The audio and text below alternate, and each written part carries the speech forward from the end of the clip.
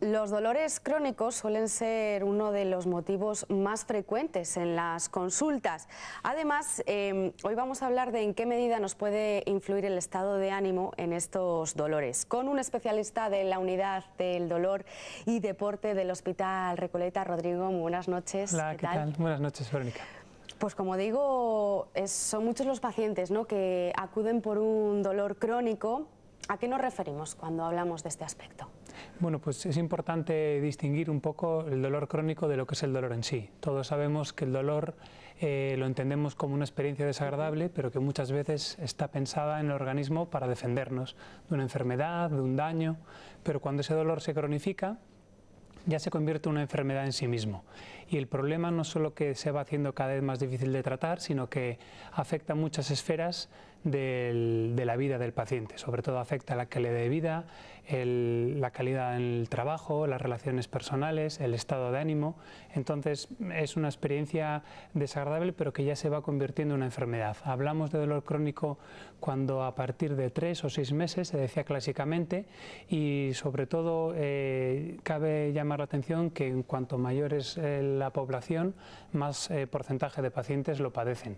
En torno a un 30% más o menos de la población en general se ve afectada en algún momento de su vida de un episodio de dolor crónico, pero muchos pacientes mayores de 65 a 70 años pues es mayor la prevalencia.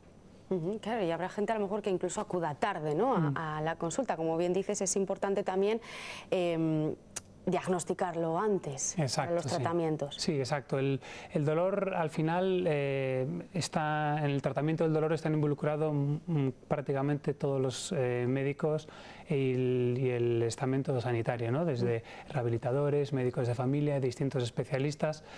Todos se va poniendo un tratamiento inicial para evitar efectivamente, como bien dices, que ese dolor se cronifique, porque está demostrado que es mucho más difícil de tratar y los resultados son peores.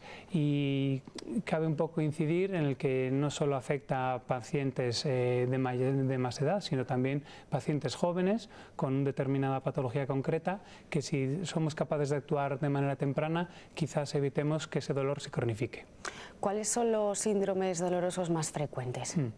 Bueno, pues en nuestra población claramente el dolor de columna, ¿no?, que decimos clásicamente, tanto a nivel cervical como sobre todo lumbar, pero luego también hay otra serie de procesos dolorosos, sobre todo los originados en el dolor articular, sobre todo relacionado con artrosis, ya generalmente en pacientes de más edad.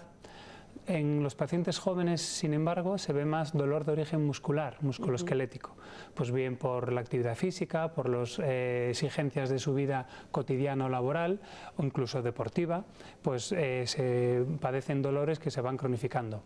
Otro tipo de dolores también muy frecuentes en nuestro medio son las cefaleas, y luego dolores, pues ya unos dolores más concretos, como puede ser el dolor posoperatorio, un dolor en una cicatriz, un dolor en un territorio nervioso concreto.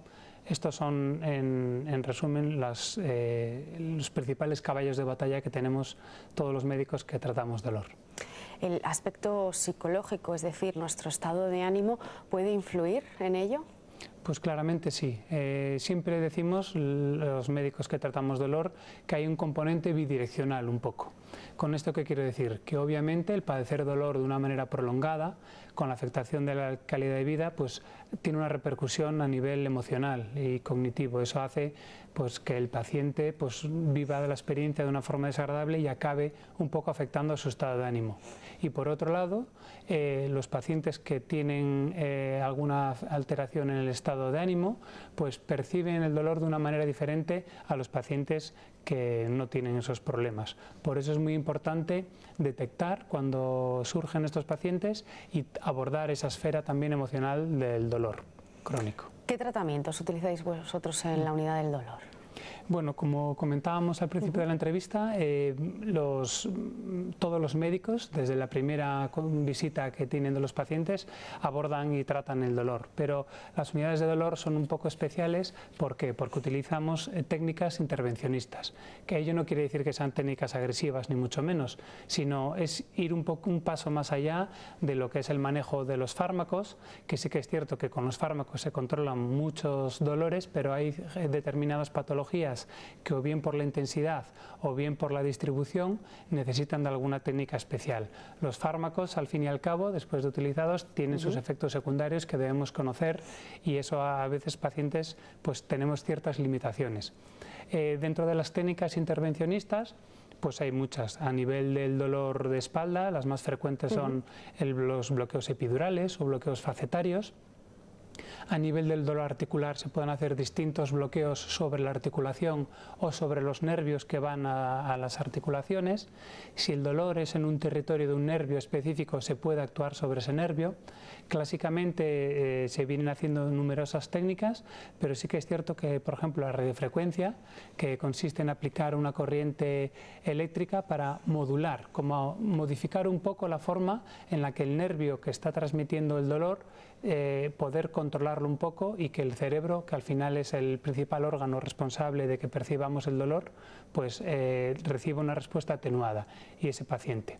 Al fin y al cabo son técnicas intervencionistas más o menos invasivas, en las que en los últimos años nos hemos apoyado mucho en los rayos X, pero sobre todo en la ecografía, para poder mejorar los resultados, y con el objetivo de bien aliviar del dolor por completo, o bien por lo menos al menos mejorar la calidad de vida lo suficiente según las perspectivas de cada paciente. Siempre pongo el ejemplo, por ejemplo, de un paciente ya de una determinada edad que tiene un proceso de artrosis en una articulación, por ejemplo, con una afectación muscular acompañante, que quizás no sea candidato a una intervención, o que se prefiera esperar o posponer un tiempo esa intervención. Pues hay distintas técnicas que puede hacer y ayudarnos en esos casos.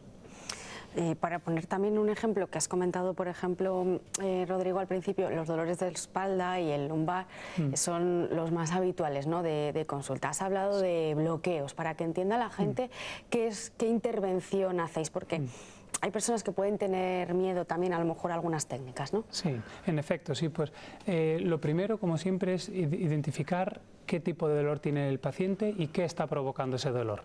Por poner un ejemplo, lo más frecuente, la población joven, cuando padece dolor de espalda, el origen suele ser un origen muscular, como decíamos antes, pues un problema de mecánica, quizás o por un sobreesfuerzo o por una falta de tonificación muscular, esfuerzos cotidianos del día a día o del trabajo, hace que hay un síndrome miofascial que llamamos, decir que los músculos son los que están originando ese dolor. Para ese tipo de dolor, los bloqueos consistirían, por ejemplo, en hacer un abordaje de los músculos propiamente dichos, con anestésico local, corticoides, toxina botulínica, distintos componentes. Cuando ya hay un proceso concreto de afectación nerviosa, por así decirlo, como puede ser una hernia discal, que todos conocemos, o pacientes ya más mayores con artrosis, eso sí que ya los tratamientos ya van a lo que es la columna vertebral propiamente dicha, como por ejemplo un bloqueo epidural para el manejo del dolor, que consiste en llegar al espacio epidural, pues un poco parecido a lo de las embarazadas, cuando van a dar a luz, pero poniendo una medicación para intentar liberar la inflamación que hay a ese nivel. Y en efecto son técnicas poco molestas, que se hacen generalmente en poco tiempo y con pocos efectos secundarios. Hay que decir, antes de terminar, que hay dolores que sí que se pueden prevenir, ¿verdad? Pues sí, en efecto, en la prevención, como todo en el ámbito sanitario, está la clave, ¿no? Entonces, yo creo que la forma de prevenir la cronificación es actuar rápido, como comentábamos hace unos minutos, pero en condiciones, por dar unos, como siempre promovéis en vuestro programa, pues hábitos saludables, ¿no? En cuanto a dieta, una dieta equilibrada, pacientes que necesitan perder peso. ¿Por qué insistimos en mantener un buen peso? Porque la artrosis, la única forma que tenemos de minimizar la evolución es una actividad física regular y el peso, y mantener un peso adecuado. Y luego, por otro lado, el realizar una actividad física regular. No todos estamos preparados para realizar la misma actividad física, pero una actividad física regular y adaptada, como un pequeño entrenamiento, cada uno con sus limitaciones, pero siempre intentando ir avanzando un poco más. Pues Rodrigo, un placer volverte a tener aquí en nuestro programa. Pues gracias por acompañarnos. Muchas gracias, Verónica, igualmente.